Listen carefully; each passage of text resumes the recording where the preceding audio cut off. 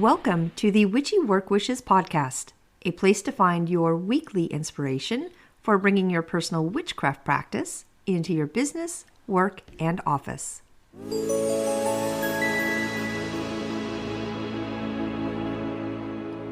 Welcome to Witchy Work Wishes. I am your host, Charlene, and today we are getting creative. It's all about the witch's ball, where they came from, and how we are using them today. Of course, I have some great options for a witch's ball for your office too. But first, some things I did this past weekend to help with my own personal witchcraft practice. So do you ever have swings of, feeling super witchy and then super not? Or feeling like you are super connected to everything and then super not? Well, we are coming into my season, meaning Cancer season. But this also comes into a big downtime for me since I am not great with the heat. I am such a hearth girl. I love my fires in the fireplace, candles lit everywhere, cozy blankets, thrown over every angle of my chairs and couches, fuzzy slippers, of course, to put on when I walk in the house, and so on and so on and so on. Not having those nighttime routines or weekend routines are hard for me. But summer is not the ideal time to be doing any of that. So, you know what I did this weekend? I improvised. If that is what I really love, then that is exactly what I should be trying to attain. So I rolled up my sleeves once again, put my flip-flops on, and went outside and started working. I made a great little fire pit area that now has twinkle lights. It has some potted flowers and a big patio umbrella by it. I planted some plants, added candles around, like the chair area, and then threw some, light summer type blankets over the tops of each of them. I essentially created an outdoor living room, that would mimic my cozy winter habit. So I honestly could enjoy them, all my habits, in the summer evenings. As exhausted as I was, literally collapsing at the end of the day, I was very proud of myself and, for getting it all done. Just like when you clean, really, really clean a room in your house and, you keep going back to it or you keep peeking your head back into the room just to admire, all of your hard work. I found myself doing the same thing with this outside fire pit space. I kept looking back at it like something was going to change or move. I don't know why, but I just kept checking in on it and checked again and checked again. Of course, nothing changed. I just admired my work. I'm happy to report my resident crows were not too ruffled by the outside changes. They just perched on the telephone wires above my yard and watched me as I worked away.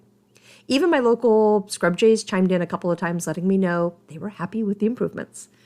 So I think I mentioned my fairy lights in a previous episode, but I got those up too. All the way around, I'm really, really happy about how the yard, both the front yard and the backyard, are coming together. So also, I had a big urge to purge. And I'm not exactly sure why. I just didn't want clutter around me. So along with the big outside fire pit project, I moved some furniture around inside to give myself kind of a more open feeling. And I got rid of a lot of stuff that just seemed to be sitting there staring at me, doing nothing. I saved a mouse. Yeah, that happened over the weekend. I'll do a quick story so it doesn't take up too much time. But a couple of weeks ago, there was a crash in the middle of the night. Now, I was pretty sure what I heard because I was part of the problem in enabling this little hunt to happen. My cats were, the bottom part of your stove and oven, there's a warming tray, a separate little drawer you can open up. So my cats were just staring at this drawer for the longest time. And clearly there had to be something down in it or something around it. So before I went to bed, I actually opened up the door, the little drawer. I feel like this is their job, right? Okay, here, it's nighttime. You guys be cats, do your thing. This is your job. Of course, I went to bed, and around 2:30, 3 o'clock in the morning, there was a big crash. Got up really fast, threw my bedroom light on to see my youngest fluffy white cat come walking in the room. Jumped up on my bed, and I looked at him, called out his name, and he turned his head to me, and of course he had a nice little house mouse in his mouth. So my almost 10-year-old German Shepherd, of course, is sound asleep on my bed, completely annoyed that the lights are turned on.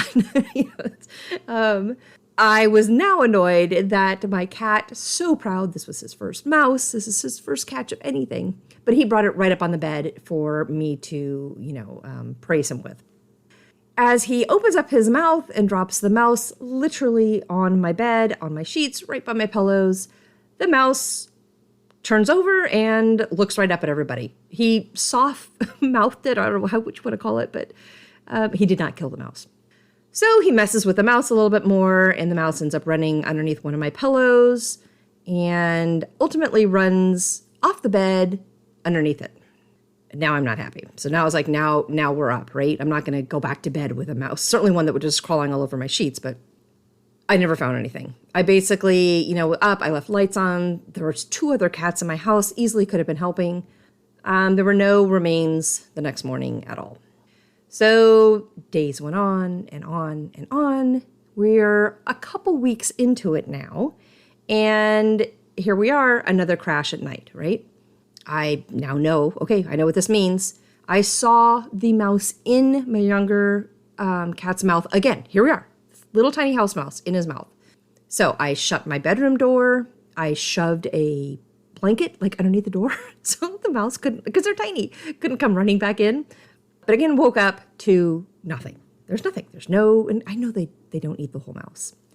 There we are. So I know he's in here somewhere. Literally was working this past weekend, cleaning some stuff up, doing just some house chores, and I see him in the kitchen. Luckily, all the cats were napping, so I locked them all up. I literally opened my back patio door or porch door open, and I promise you, I can't make this up, he walked out. He scurried out, whatever you want to call it, but he walked out. The cats, I think, either befriended him, just wanted to play with him. I don't know what happened, but a couple weeks later, he literally just walked out the back door. So I saved him, and it just wasn't meant to be. It wasn't his time. Oh my gosh. Okay, the moon this week. We are waxing this week, and this means as the moon grows in strength, so do we. Our full moon is on this coming Monday, which is going to be our July full moon. And if you were able to listen to last week's episode, you know exactly what I'm going to be doing for it. So I am personally grabbing my 2023 goals and reviewing them. This is a perfect, halfway point in our year, and this is what I'm going to be doing. I'm going to reflect, and I'm going to celebrate my wins, right? Cross off the goals that I've already completed, and hopefully take great comfort in the fact that they are done. I'm going to take my remaining goals, whether it's 1, 5, 10, whatever I have left that has not yet been completed, and I'm going to write something down for each one. And I'm going to start out by saying, I want it so I can, have something or be something or blank, fill in the blank. I'm going to have a why for each one. Now, why I want it is going to be different for each goal, but I'm going to take time to really reinforce why I originally wrote this down and what I'm going to get by achieving it. So I'm also going to write down possibly maybe what has stopped me from getting this goal completed already. Now, it could just be that, I've been working on other ones. It could be that something has held me back. Are there roadblocks, habits, something? Are there words I'm telling or have been telling myself over and over again to sabotage it? Whatever it is, I'm going to take the time and see what has stopped me from already having this goal achieved. I think by writing it down, I'm going to maybe better understand it, and it will have less power over me if there is, in fact, something negative that's keeping me from it. So again, I'm going to take those remaining goals. I'm going to write another list with them. This time, I'm going to go back to the original step when I made the timeline, now knowing that I only have 6 months left with my, 2023 goals. So I'm going to break it down. I'm going to work backwards like, I do with my general list as a whole. 6 months left. I know I need my entire rest of my goals completed by December 15th, right? In order to have them done by December 15th, I need to have X, Y, and Z done by November 1st. I need to have A, B, and C done by October 1st, and so on and so on. So I'm going to measure it out. I'm going to have the why right under each goal, and then the actual timeline, that specific date of each goal broken down into the steps that I'm going to take and when. Back to that, SMART acronym. This is the time-sensitive and measurable part of my goals. And I'm going to post it. I'm going to put it on my bathroom mirror. I'm pretty sure is where I'm going to have it. Somewhere that I can continually look at that reminds me why I'm doing all of this, what for, and where I'm at in my timeline to complete it. Okay, I already have my notes, so let's jump into today's podcast all about a witch's ball.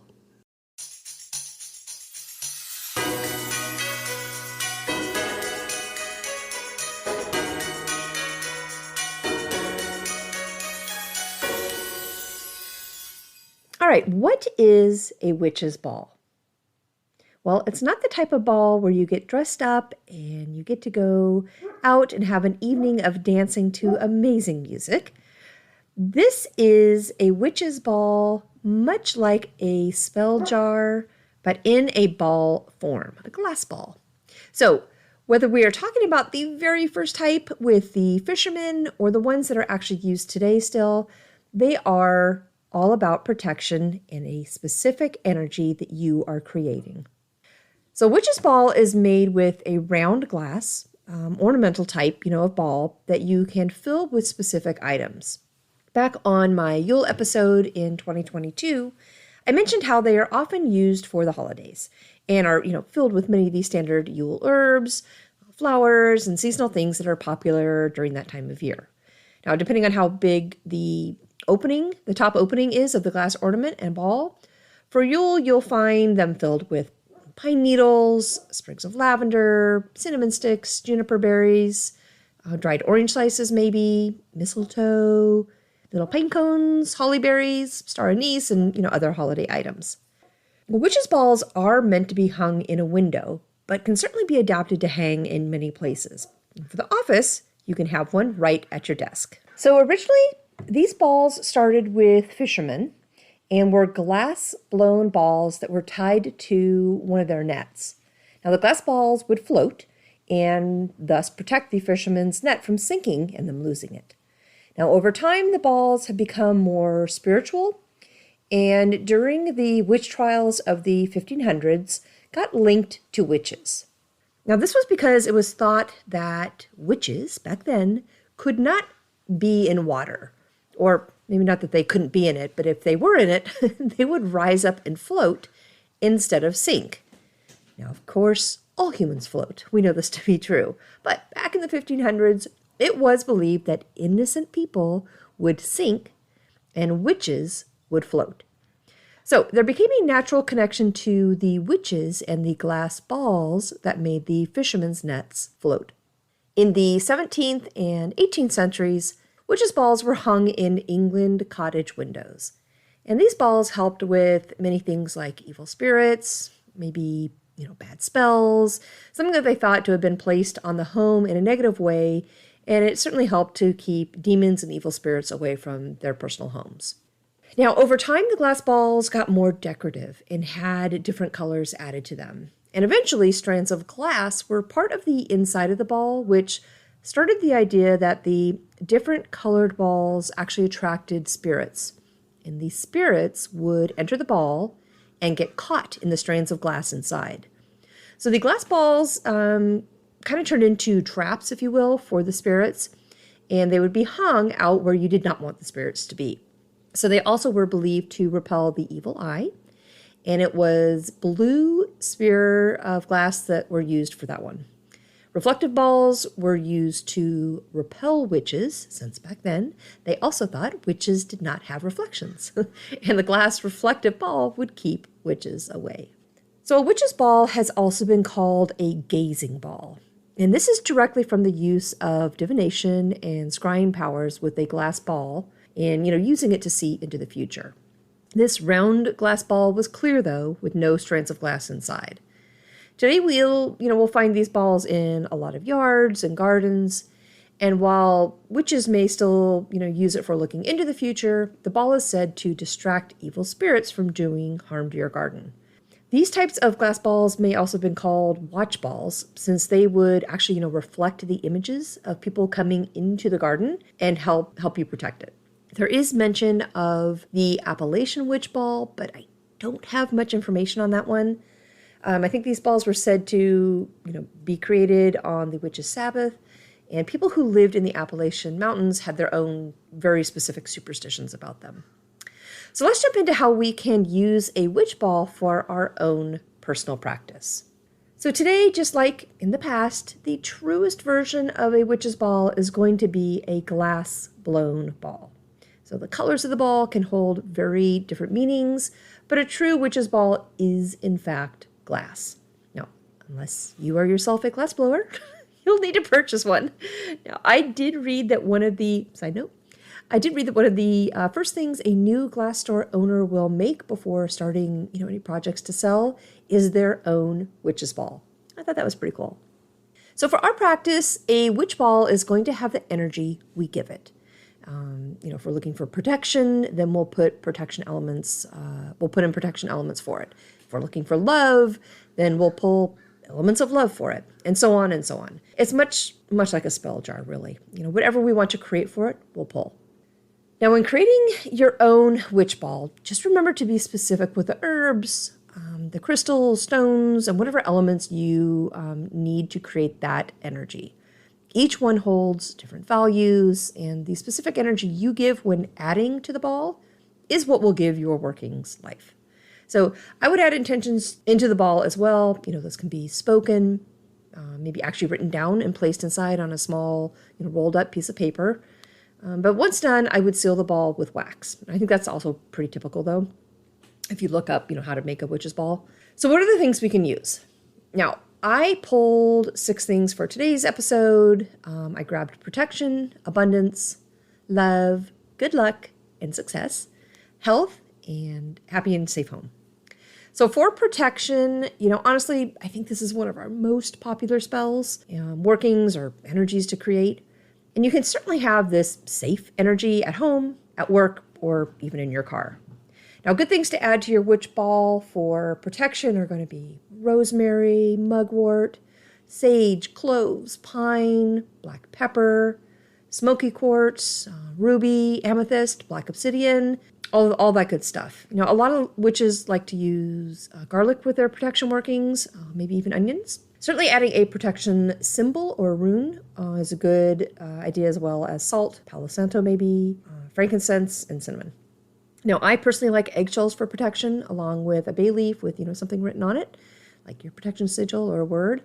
But once you're done, you're going to want to seal your protection witch ball with black wax. Now, for abundance, it's my second one. I've got, again, this is all going to depend on how big your ball is, how that opening on the top is. So it's much like a Christmas ornament. I know there are plastic ones, but you can take that top part off and then put whatever you need to inside and seal it up on your own. But that top opening is going to dictate how much stuff you can put in and what size of the stuff is. So if you do have an opening big enough, coins for abundance are always going to be really good. Typically you want 3, right, for harmony. But for abundance, basil is also good with cinnamon and mint. Pyrite and aventurine are good to add too. Orange peel is really good here too, like the sun and its strong energy of abundance. Orange is a good mirror of that. Again, be creative. At the end, though, to seal an abundance witch's ball, I would probably use orange, gold, or even green wax to seal it. Third, I have love. And for the area of love, grab your rose quartz, pink salt, coriander, dandelions, black pepper, rose petals, vanilla beans, cloves, cinnamon, ginger, sugar, basil, garnet, jasmine. All the things you can add in there for love. For sealing this love witch's ball, I would probably use red or pink wax. Now the fourth one, I've got good luck and success. So for this, I would definitely pull some of maybe the abundance items that we think about. You can also use tiger's eye, chamomile, nutmeg, basil. For good luck and success, you also want a green candle so you can seal the ball with it. So number 5, I've got health, and that one for sure, add some eucalyptus in there, amethyst, clear quartz, turmeric even, sea salt, moonstone's good here, lapis, and fern leaves. Ginger and cloves work really well too. And for a health witch's ball, for a health witch's ball, I would seal it with blue wax or maybe even purple wax. Okay, and then last, number 6, I've got happy and safe home. For this, I would grab amethyst, lavender, cinnamon, chamomile, lemon, sunstone, marjoram, or St. John's wort maybe, honeysuckle, and for sealing it, I would definitely seal it with yellow wax. So when making your own witch's ball, just remember, the other elements that will give your workings power, right? It just depends on what you personally follow in your craft. Maybe you follow the days of the week, and making your witch's ball on a Monday is going to be super important because that's the moon day. This is our feelings day, our emotions. It's all about divination, home, peace, hope, dreams, things like that. But any of the day, if you follow the days of the week, you're going to know that there's going to be a day that you feel brings more power to the specific type of energy you're creating for this witch's ball. So again, Monday's moon day. It's our feelings day. Tuesday is all about Mars. This is our action day. It's about success, victory, battles. Wednesday is Mercury. This is our communication day. It's kind of a business day. It's a good day for luck, money, maybe some studies. Thursday is Jupiter. This is our day of abundance. And it's going to be all about our careers, leadership, money, maybe some legal matters. Friday is Venus. This is about our romance, our beauty, passion, love, friendship. Of course, if you're looking to make a love witch's ball, Friday's going to be a great day to do that on. Saturday is Saturn's day. This is about protection elements, right? This is our psychic abilities, self-discipline. Saturdays are great for transformation and for cleansing. Sunday is the Sun's day, so this is all about creativity, healing, growth, and success. Now, maybe you're not big on the days of the week and you're not looking for that type of extra punch when making your witch's ball. Maybe you follow more of a moon schedule. You want to make it on a dark moon or a new moon. It's all about new beginnings. Maybe you want to make it on a waxing moon or during a waxing moon, not on. Waxing moon is all about strength, growth, bonding, energy, creativity. Full moons, we all know the full moons, those super obvious. It's about power, celebration, divination, psychic abilities.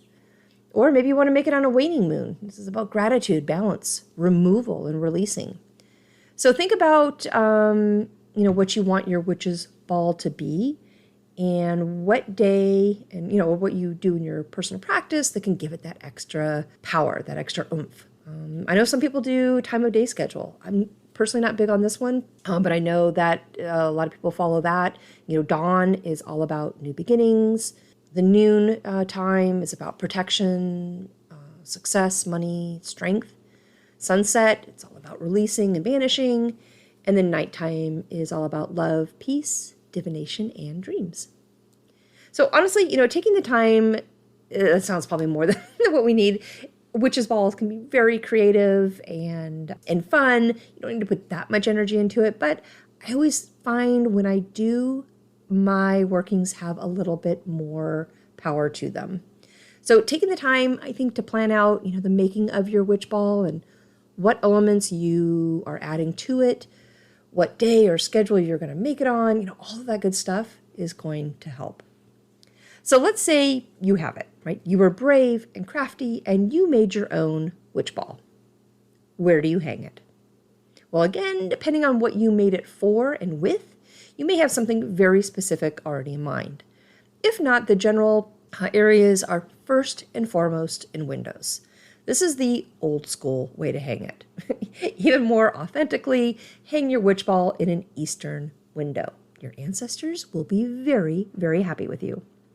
Other areas are going to be our altars, our sacred spaces, on a porch, a window ledge maybe, by the chimney or fireplace, or even on a shelf or on top of a vase. Now at Yule, witch's balls can be hung directly on your tree. I think that looks really, really pretty. Now when you hang your witch ball, I have seen some really gorgeous ones with ribbons and twine and other things to secure it, along with maybe some perfect charms hanging off the top, something that's with your theme and your energy. I've seen some with beautiful moss inside or, even kind of glued to the top. It's your ball. So be creative. Put the energy you are looking for directly into the item when making it, just like you would, honestly, with a spell jar. So how about a witch's ball for work? Well, everything goes here, really. I think you can do all of the same steps as you would for something at home, but maybe focus specifically on your work goals and giving those energy, or protecting the space you work in. Now, again, if you are like me and you are in the broom closet, you'll want something decorative but not alarming. And really, I think this can easily be done. If you have an office window, a true glass witch's ball might be best. That's going to come across to others more as art, I think, than anything else. But if you do want to make one yourself for your office space, you can do something with these seasonal elements that will, mimic the more typical holiday items and traditions. So like adding things for the fall or Halloween during those months, or, Yule and Christmas during the winter months, springish items for March and April. You get it. You can kind of theme it out and it will just look like you did something really super cute and crafty. Now, once you have it and you have given it the energy that you want it to have, all of your working, be sure to clean it regularly. Dust collected on a witch ball is not good. So keep an eye on it and, clean it.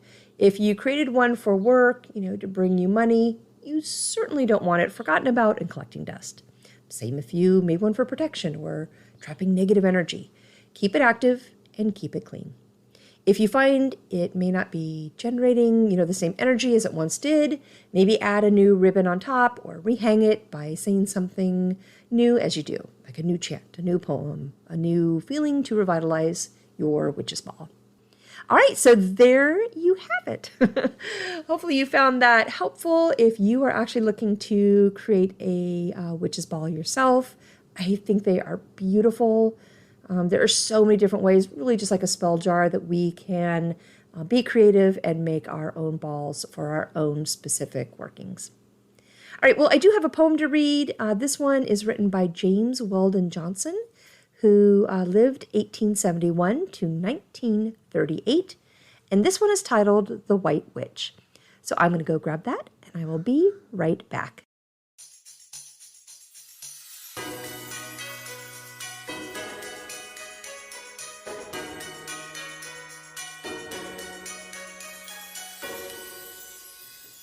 Okay, again, this is a poem by James Weldon Johnson, who was born in 1871 in Florida. He wrote many books of poetry, and the poem I am reading today was written by James in 1922. And it goes, "O brothers mine, take care, take care. The great white witch rides out tonight. Trust not your prowess, nor your strength. Your only safety lies in flight, for in her glance there is a snare, and in her smile there is a blight. The great white witch you have not seen? Then, younger brothers mine, forsooth, like nursery children you have looked, for ancient hag and snaggled tooth. But no, not so, the witch appears, in all the glowing charms of youth. Her lips are like carnations red, her face like newborn lilies fair, her eyes like ocean waters blue. She moves with subtle grace and air, and all about her head there floats the golden glory of her hair.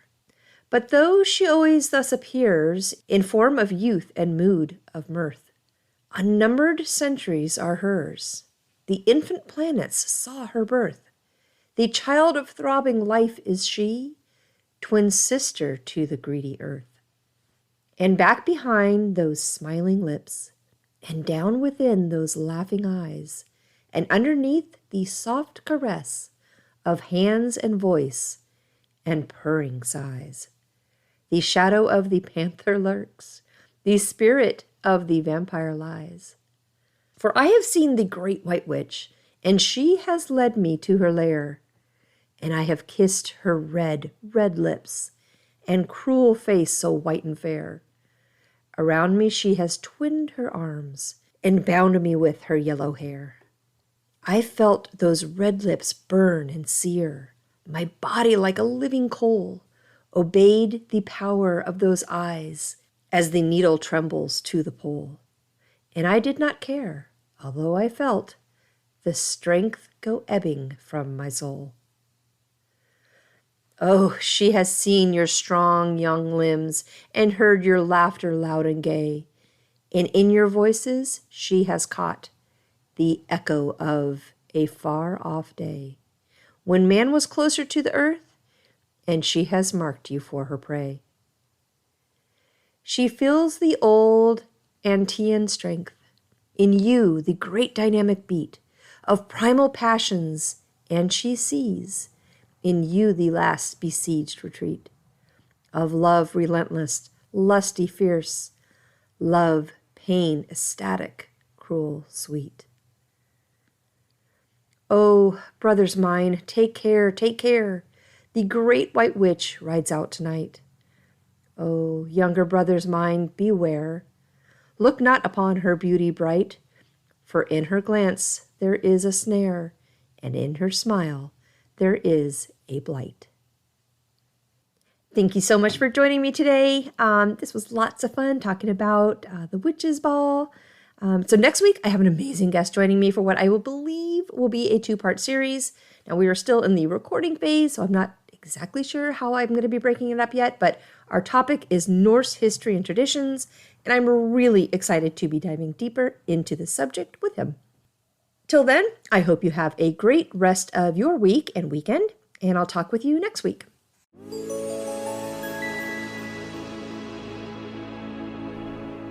Thank you for joining me today at Witchy Work Wishes, a place to find your weekly inspiration for bringing your personal witchcraft practice into your business, work, and office. For more information and additional content, please visit me online at witchyworkwishes.com. If you want to send me a personal note, please email me at info@witchyworkwishes.com. And of course, you can follow me on Instagram and Facebook. Just search for Witchy Work Wishes.